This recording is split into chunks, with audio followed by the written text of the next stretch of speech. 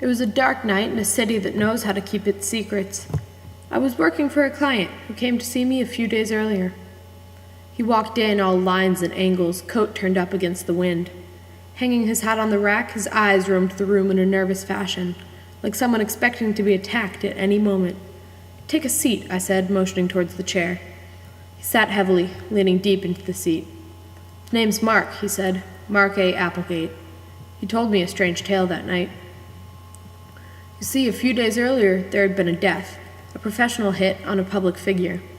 The hit was rumored to have been commissioned by famous gangster Arthur Baxter. Baxter was one hell of an intimidating man when he wanted to be. Very persuasive. Now, Baxter had been getting some attention from the public lately, making a name for himself. In this city, that was the most dangerous thing you could do. Baxter had a falling out of sorts with his longtime cohort, Samson. Samson was a guy with shifty morals who could sweet-talk his way out of anything. Samson caught wind of a plot to take out Baxter and wanted in, thinking this was a chance for money, glory, and the rest. The way Applegate told it, Samson and some two-bit thugs caught Baxter leaving the Last Resort, a bar across town. They took him to the alleyway, roughed him up, and stabbed him, leaving him for dead. When the cops showed up, sirens wailing, they found Samson looking down at Arthur Baxter's body, with the bloodied knife still clutched in his hand. Somehow Samson talked his way out of it, and the cops just let him off scot-free. In came Applegate with a sharp jaw and sharper words, who convinced the officers that Samson couldn't be allowed to get away with it. All set out looking for Samson. The gangsters and the cops crossed paths that night.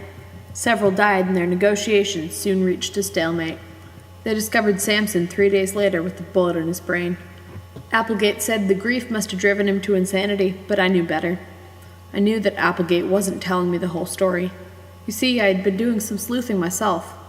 Lurking in the shadows, I had seen everything. The death, the deceit, and the treachery. What Applegate didn't want me to know is that there was another plot, this one against Samson. Applegate, a crooked businessman, had already placed a hit on Samson. By feeding Samson the story that his brother had been killed, he returned home with a heavy heart. A shady character, John Davis, was already there with his condolences. Samson took Davis's gun from the holster and put a bullet in his own brain. The way Applegate talked, you'd have thought Samson was a god. You know what they say, you can't talk bad about a dead man, especially not one you killed.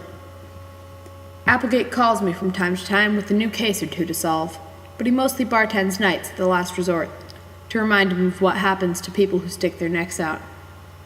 It later came out that Samson's son had survived, leaving him an orphan in this cold, dark world.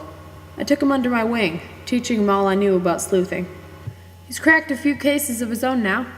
Who knows, maybe someday he'll give me a run for my money.